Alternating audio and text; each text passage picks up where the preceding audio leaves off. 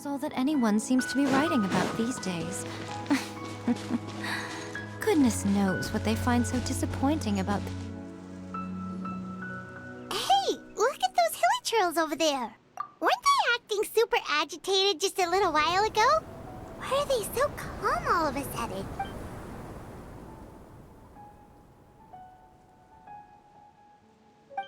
In the new world, they bade farewell to the shrouded sun. At last, they no longer needed to dwell on their suffering, or try to differentiate between various thoughts of blasphemy. Such was the price they paid, and thus their souls became cleansed and pure.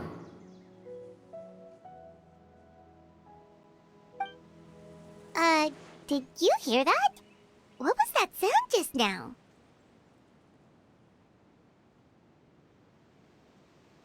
It sounded so gentle. Could that voice be comforting the hilly churls in some way? Oh, this is weird. Let's check if this is happening anywhere else.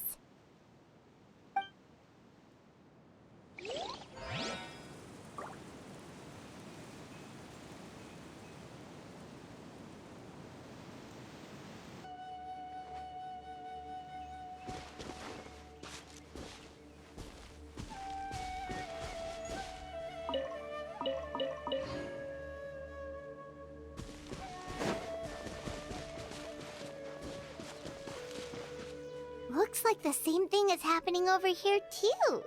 The hilly churls are calm. You see, we're both still here. We've reclaimed an endless amount of time to love. Release your tears. You no longer need to hold back your sorrow.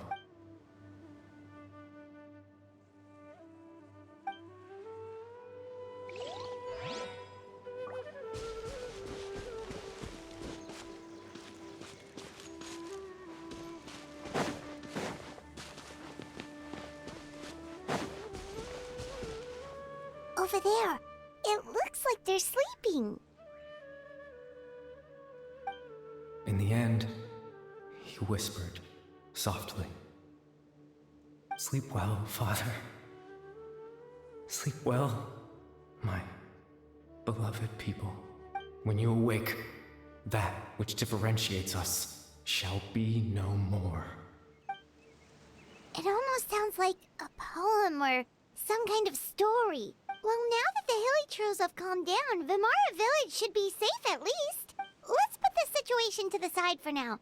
Dane said this might be our chance to find the missing villager, so we should head back to Vimara Village before it's too late.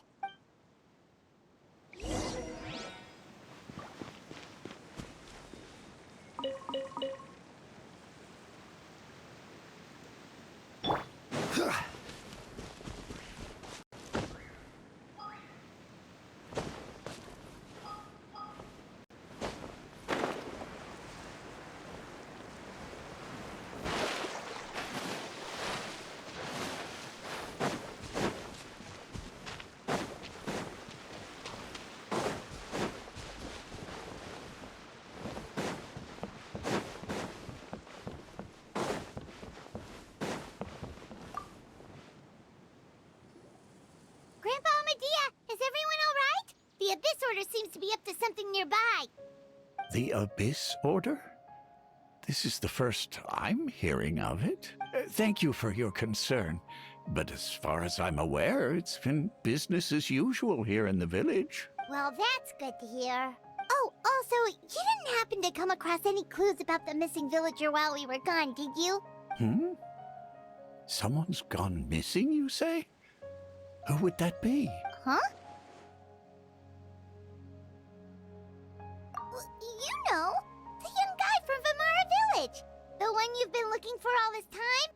You posted a commission with the Sumeru Adventurers Guild. That's kind of the whole reason we're here, actually. Your missing persons commission. Ah, I do apologize, you two. I hope I'm not worrying you too much. I'm sure it's just my age making me forgetful again. At least right now, I can't seem to recall whatever it is you're referring to. Perhaps you should try asking someone else. But how is that? All right. Grandpa Amadia.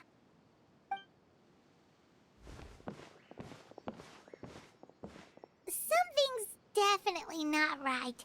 We just talked to Grandpa Amadia about the missing villager. There's no way he could have forgotten all about him just like that. What do you think, Traveler? Could everyone's memories of the missing villager have been erased again? You're right. We should narrow down the possibilities first. Let's go ask someone else then.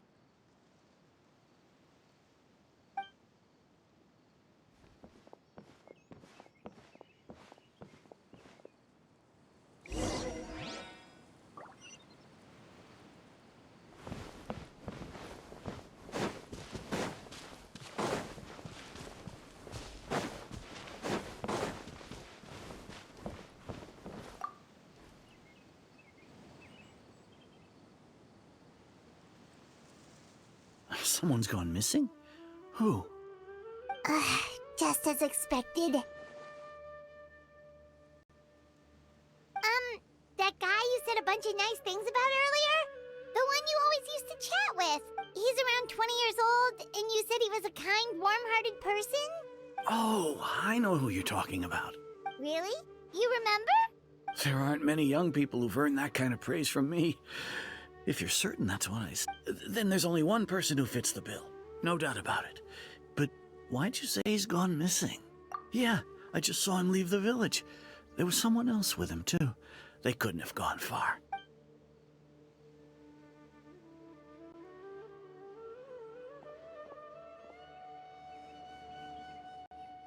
Strange. Bayram seems to remember him. And apparently he just saw him? Do you think maybe it's not that there's something wrong with people's memories, but that we've somehow returned to a time before he went missing?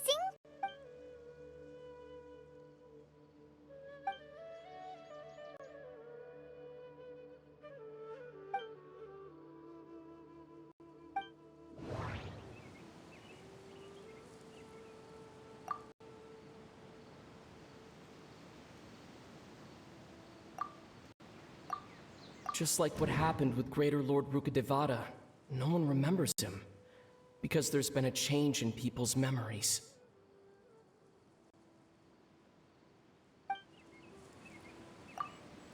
If this person only exists in people's memories, maybe we're in someone's memory right now.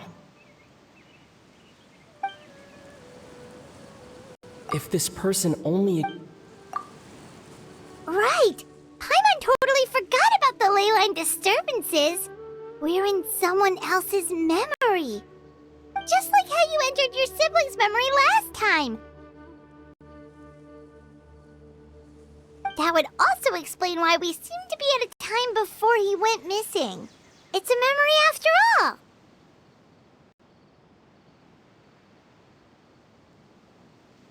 Right. If he's someone who only exists in people's memories, then we're finally on the same turf. But didn't Bayron just say that he saw him leave the village with someone? Where should we go look for him? Who knows how long this ley line disturbance is gonna last? We might not have that much time, and we don't even know whose memory this is. Good idea! That'll help us narrow things down. We pretty much figured out that the missing villager has the ability to... Right! That! Could we try to figure out more about him using what we know of his ability? Like, does it maybe leave a trace that would somehow give him away?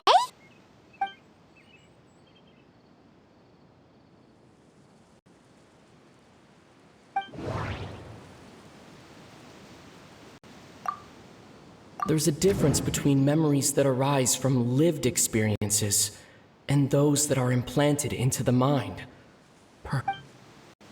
Maybe not. We don't have any way to prove whether certain memories were simply forgotten or never existed in the first place. If time was allowed to pass within the false memories, there's a higher chance they might conflict with someone's original recollection. That would make it much harder to avoid suspicion. No wonder! All this time and the sky hasn't changed a bit! That must mean time isn't passing! That's the tell of the fake memories! The implanted memories are basically taking place outside of the regular 24 hours of the day. If the memories included the regular passage of time, it would be easy for people to tell that something was off. Like there could be overlap or something.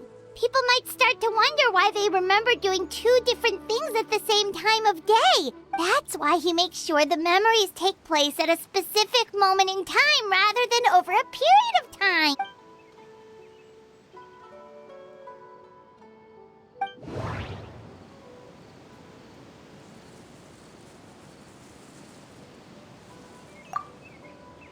The color of the sky coincides with the moment in time she described. Oh, right! That's exactly what Atosa described! Oh, come to think of it, every time we talked, it always seemed to be around dusk. Just like right now. Time always passed by really slowly. Even when it felt like we'd been talking for hours, the sun would still be at the same position in the sky. Yep, that has to be it! This is definitely Atosa's memory. Yeah, that's where they'll be!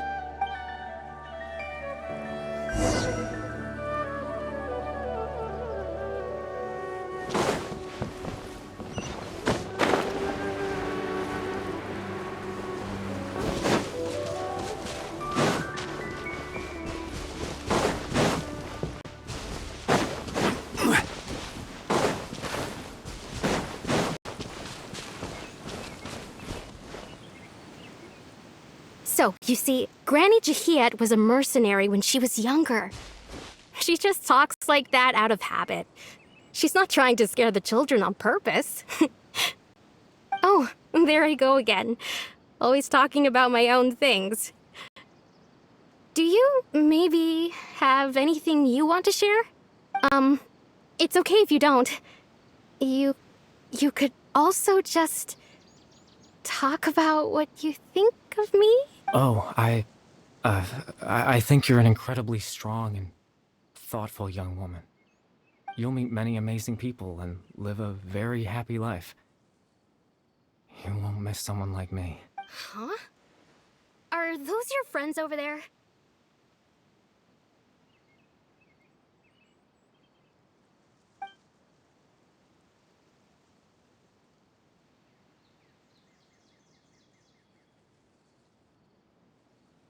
Oh, right!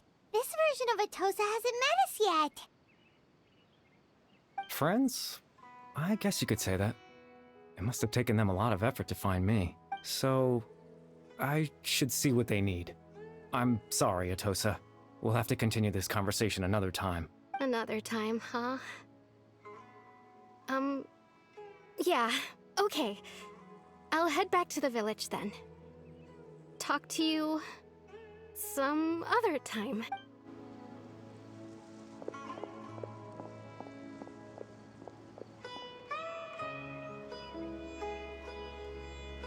It's nice to see you, Traveler.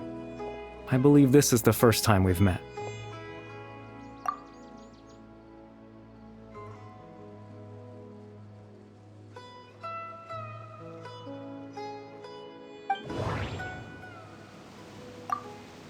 Dane's brother, one of the 5 sinners of Conria. The one who stole the power of the Abyss. No, that doesn't seem right. Born into abject sorrow, he shall now become the loom of... You're... Caribert Alberic. Oh. You know me? That's quite the surprise. I don't believe I've met you before. Oh, I see. It was the memory, wasn't it? Your sibling's memory. You saw... the me from back then. This is Atosa's memory. I came here to say goodbye to her. But I suppose I'll just leave her a message instead. Come, let's find somewhere else to talk.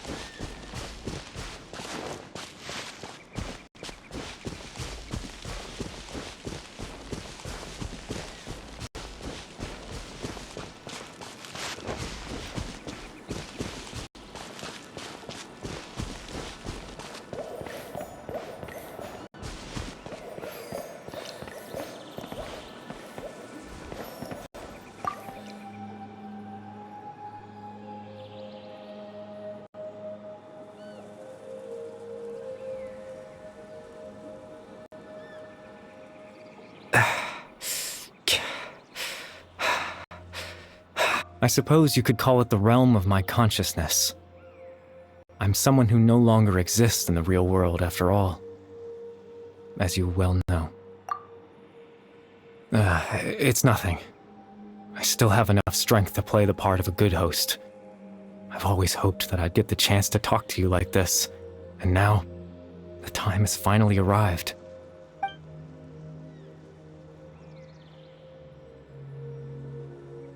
Extreme sorrow and pain, hope and regret coursing through your veins, and a degree of abyssal power that defies comprehension. Father told me that once I possessed all those elements, I would become the loom of fate. But despite his intentions for me, I never truly became the loom of fate. I was merely used as a means for its construction. In truth, I died the moment I set everything in motion. The person you see before you now is nothing but a remnant of consciousness left over within the loom of fate.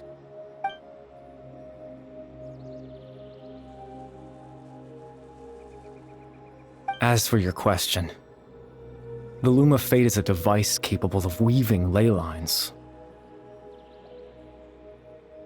In its primitive form, it can only be used to create and implant memories. But as more of it is completed, its power becomes stronger and stronger, until finally, it has the power to weave real ley lines of its own. Once fully completed, the moment it gains the power to weave ley lines, it loses the lower-level ability to influence memories. But it also becomes a tool that can change the entire world. Yes, I have the ability to control the loom in its semi-completed form. I suppose you can think of it as a form of compensation. After all, its existence cost me my life.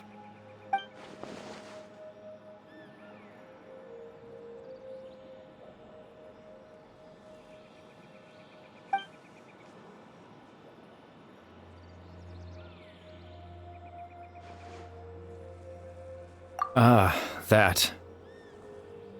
I was wrong to implant those memories. I'm sorry I caused so much trouble. Not only for everyone in the village, but for you as well.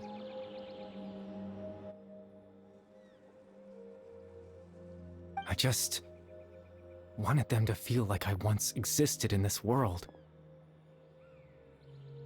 As if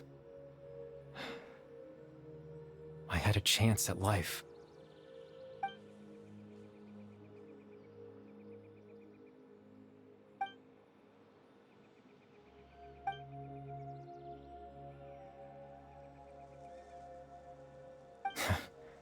I know what you must be thinking. Why would I do something so meaningless?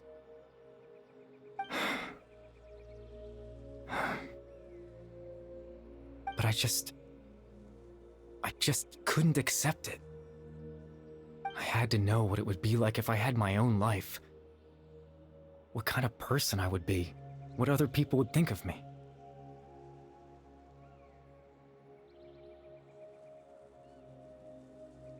Chief Ahmadiyya, Baram, Granny Jahiyat, Atosa. What would it be like if I could live alongside them? No cataclysm, no curse. Just a quiet life in a peaceful village. I was curious, so I selfishly tried to have my own life. Even if that meant piecing together the version of myself that could have been. One memory at a time. I know it sounds stupid. After all, my life ended a long time ago. Any chance at living was stripped away from me when I was 8 years old. My consciousness left to mature in an illusory world of nothingness. Even the form you see before you was nothing but an invention based on my father's appearance.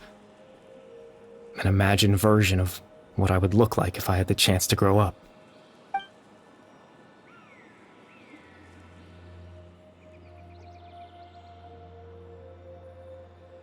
I know. But there's nothing I can do to make them find me. If I could exist in the real world, I would return without a second thought and surprise them with the suddenness of it all. But, well, that's not possible for me.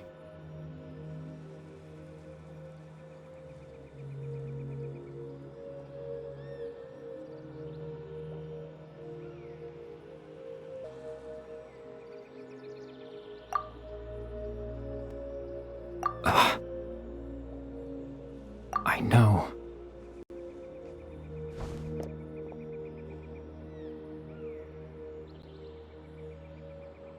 Captain Dainsleif. Twilight Sword, you mean? No need to meet up with him. Things should already be settled on his end. Exactly. As someone who could only exist in people's memories, the fact that I'm able to talk to you in my consciousness like this can only mean one thing. The Loom of Fate has already been completed.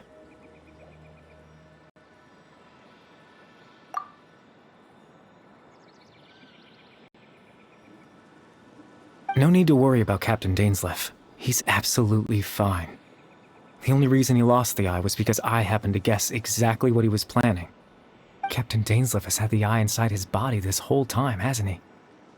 His plan was to lure the Abyss Order to a false location, capitalizing on their pursuit of the eye in order to have the chance to confront the princess.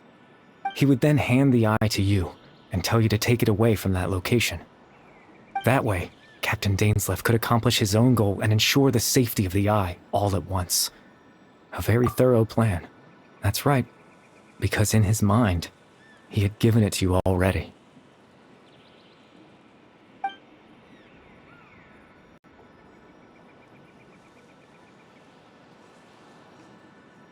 Before you two entered that false location. Traveler, wait.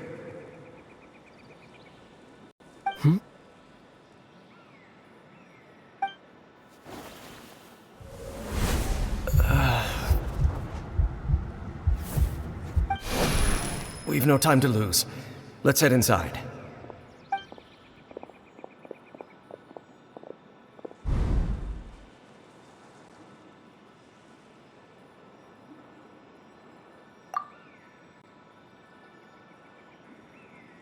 That was when I implanted the memory of him handing you the eye. Given the tense situation at that time, Captain Dainsleif failed to notice anything out of the ordinary, and took that memory to be real. I'm sorry, Traveler, but I needed the Loom of Fate to be completed. And to do that, we had to retrieve the eye.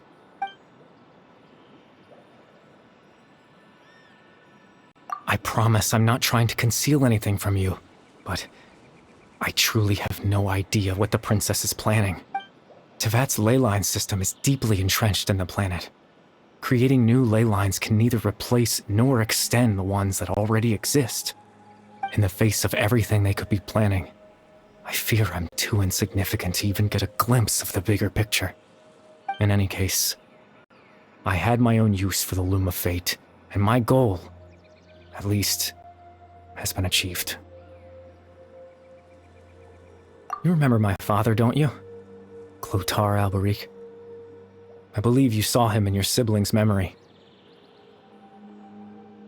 After he used the power of the Abyss to restore consciousness to my hilichurl form, I suffered from an indescribable level of mental anguish. To comfort me, my father told me a story, that this was a fairy tale world where I had to take on the form of a little monster. That story managed to dispel my fears, even if just for a moment. My goal was simple: to use the Loom of Fate in its near-completed form, when its ability to create memories was at its strongest, to implant a specific memory into the minds of the hilichurls. In that memory, I would tell them a story, just like my father did for me. It was a story of fairy tales and love. But More than anything, it was the story of us.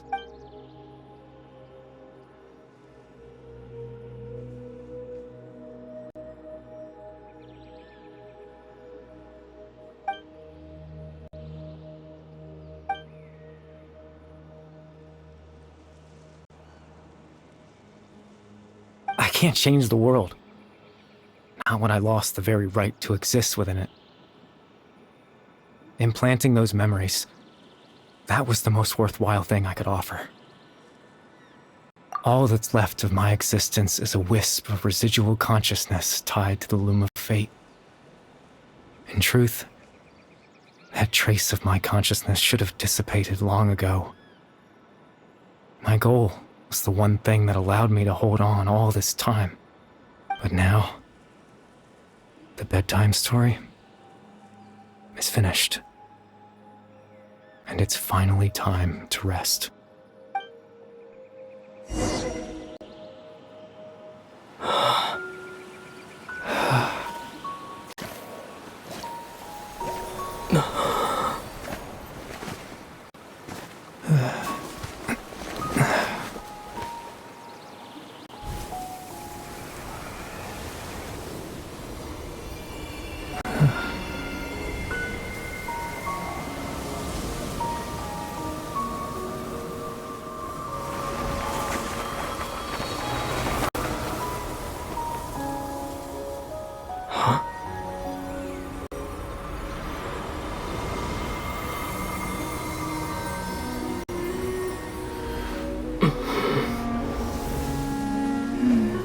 Looks like I was too late to see Kari Bear one last time.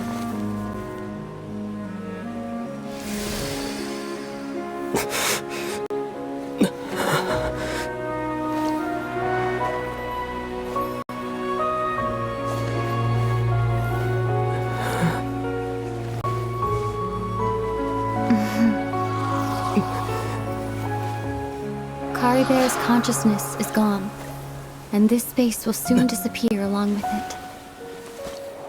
Neither of us belongs here. That's why we're not tangible. Were that not the case, I'd love to hug you too.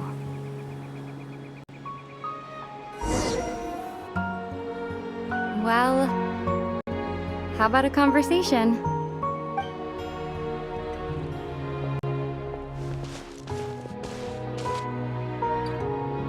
The chance to just stop and talk like this is certainly not easy to come by. Wouldn't you agree?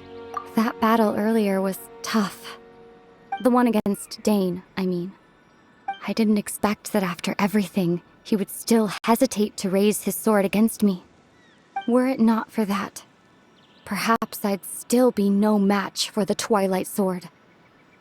Even after 500 years. The loom of fate, huh? I still haven't found a way to utilize it to its full potential. But there's still time, before the heavenly principles awaken.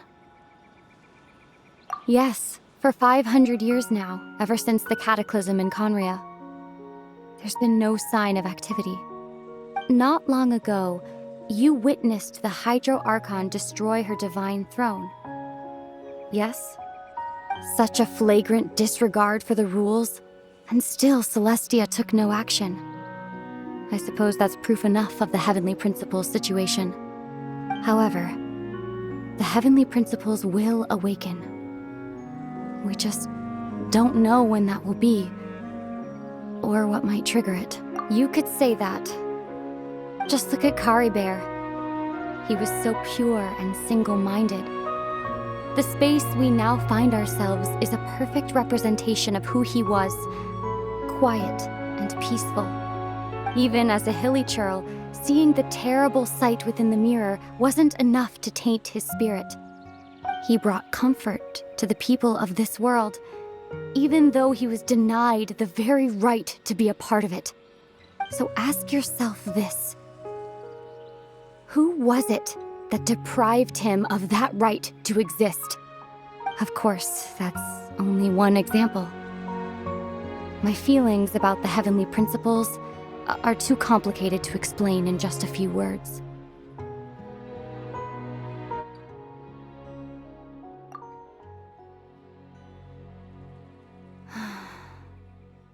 Ether?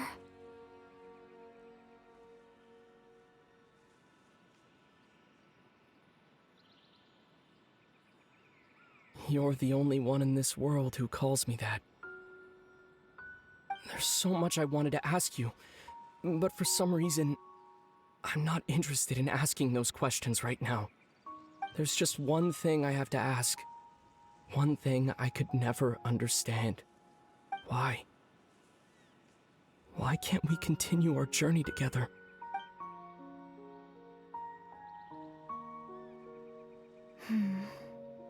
At the end of my journey, I arrived at a place known as the Sea of Flowers at the end. Do you remember? A long time ago, when we traveled between worlds together, you told me you wanted to find a place in the universe where that one flower was in full bloom. To have a place like that suddenly appear before me. Well, would you think of that as a coincidence? You mean... I miss you too, Ether. But as this war continues to rage, and as I continue to seek that final answer, I don't even know how to face myself sometimes, let alone my own brother.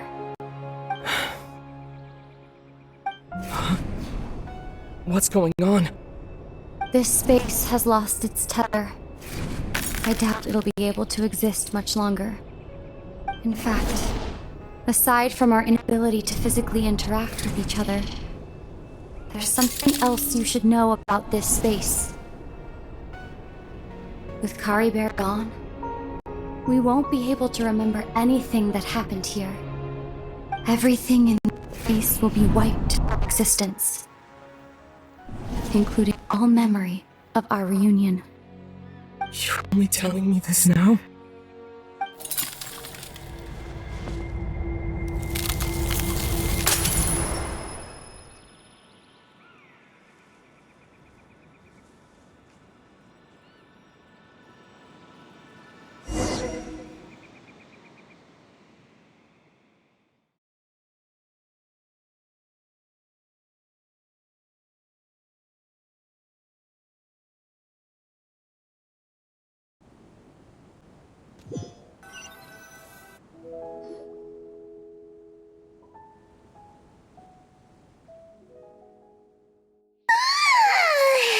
Still so sleepy. Paimon's head feels all fuzzy. Oh, Paimon woke up a little earlier than you, so Paimon will fill you in. The villagers said that they saw us sleeping near the village yesterday.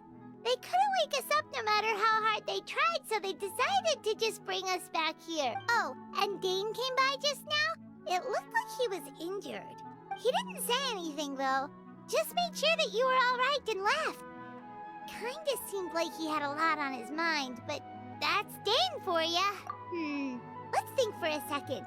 We were in that memory, and we saw that guy you called Kari Bear. He was the missing villager that we've been trying to find, right? And after that, Paimon doesn't remember what happened. Wait, really? What a score!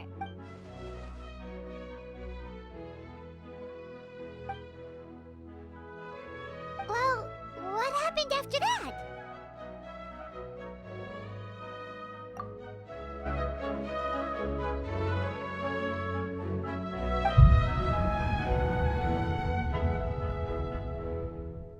Ah, there you are.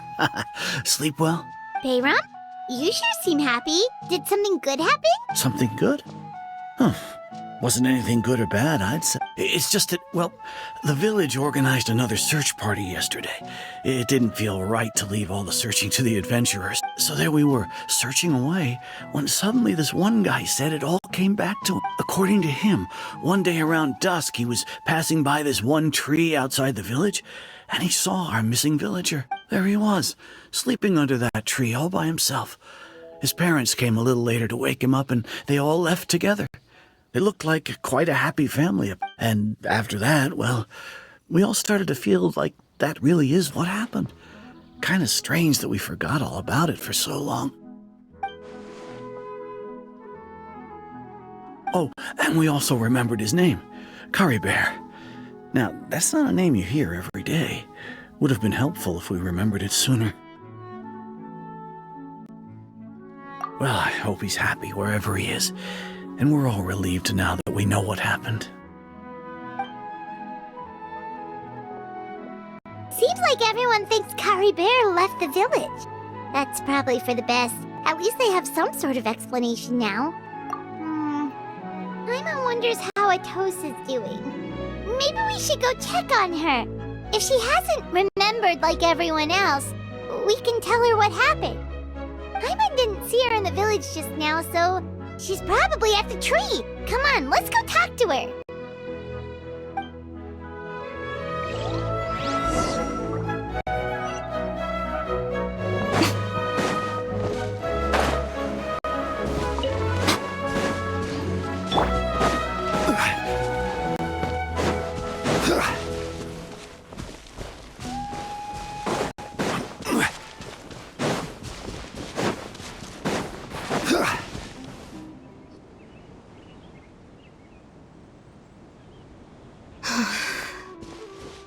Hey, Atosa, how's it going? Oh, it's you two. I was just about to go looking for you. I wanted to thank you. I was part of the search party, so I remember what happened to Curry Bear now. Honestly, I just can't believe I forgot something so important.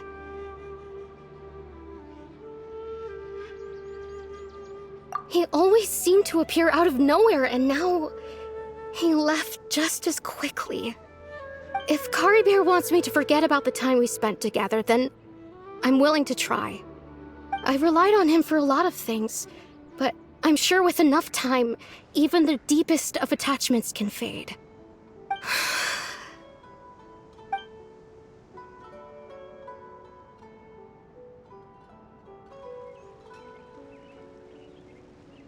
Okay, I'll admit, I'm just putting on a brave face. I was dumped, wasn't I? Otherwise, why would he just leave like that without saying goodbye? You don't need to comfort me. I'll be okay. It's just like Curry Bear said. It's the things we overcome that make life more precious. And you know, if he has a heart, maybe he'll come back and see me one day. Anyway, thanks for all your hard work, you two. I promised I'd help Granny Jahiet with something, so I should head back. Goodbye! Well, that should be it, right? Everyone's lives can go back to normal now. Oh, right! Weren't you about to tell Paimon what happened after your conversation with Curry Bear?